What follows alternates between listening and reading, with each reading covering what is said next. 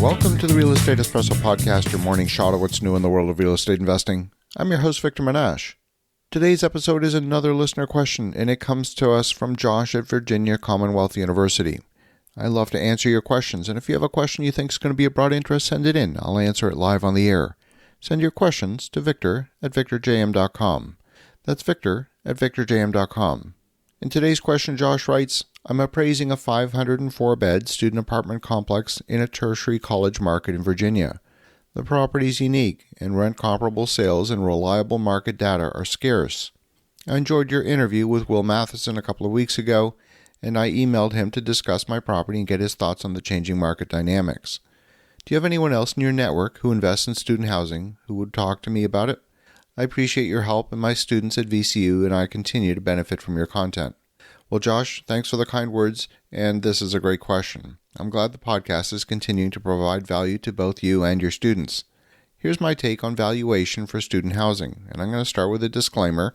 I'm not a commercial appraiser, and I don't play one on a podcast either. You'll definitely want to reach out to a commercial appraiser who specializes in student housing. My partners and I have been investing in student housing in Philadelphia since 2010, but those market dynamics are so different. I don't think we could offer any insight of value to your specific case. What I'm going to share on today's show is my understanding of how commercial appraisals are conducted. As you and many of our listeners probably know, commercial appraisers will value a property using 3 different methods. And if possible, they would like good data for all 3 of those methods before ultimately choosing the most relevant of the 3 methods. Those 3 methods are comparable sales, number 2, multiples of net income, and number 3, replacement cost. They will then prioritize the one method that makes the most sense. It often happens that getting meaningful data for one or more of the methods could be difficult or impossible. The beauty of your building is that it has 504 beds, and you're correct. There will be few, if any, comparable properties, and even fewer recent transactions involving comparable properties. You might find another building with, say, only 50 beds, but that's 1/10 the size, and it would have to be sold within a fairly narrow window. It would be hard to consider those 2 properties comparable. Maybe you might divide by the number of beds and get a price per bed, but the amenities between those 2 buildings would be very different. It'd be hard to make a fair comparison. For larger commercial properties, comparable sales is a very rarely used metric. Even if you found the perfect comp, the notion of value requires going through the price discovery process.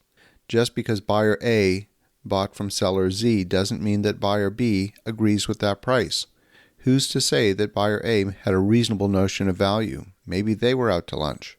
It's simply too difficult to find a statistically significant set of data points. Very different than, say, a 200-unit condo building where you've got lots of comparable data of exactly the same units in the same building.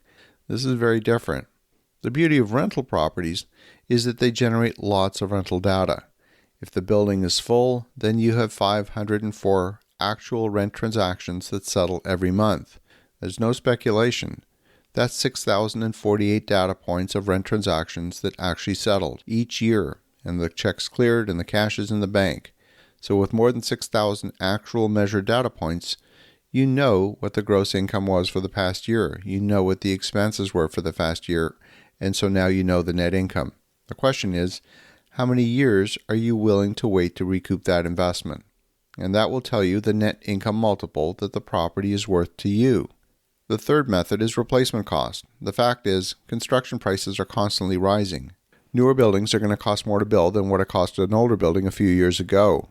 What seems expensive today to build will seem like a bargain in 10 to 20 years. That's the magic of inflation. It's common to find older buildings selling for less than replacement cost. So replacement cost is rarely used as a comparison metric either. And that leaves us with the only remaining method, which is the multiples of net income. In real estate, we tend to use the cap rate metric as a comparison tool. Cap rate and multiples of net income are essentially the same metric, just one is the reciprocal of the other. It's basically the same math. If the net income multiple is out at 20 years, that's the same as a 5% cap rate. One is just the reciprocal of the other. So the question really becomes, how much cash does this business generate? And what is the appetite for yield in this asset class? With the rise in interest rates, investors always have alternatives, and the outlook for investors depends on time horizon.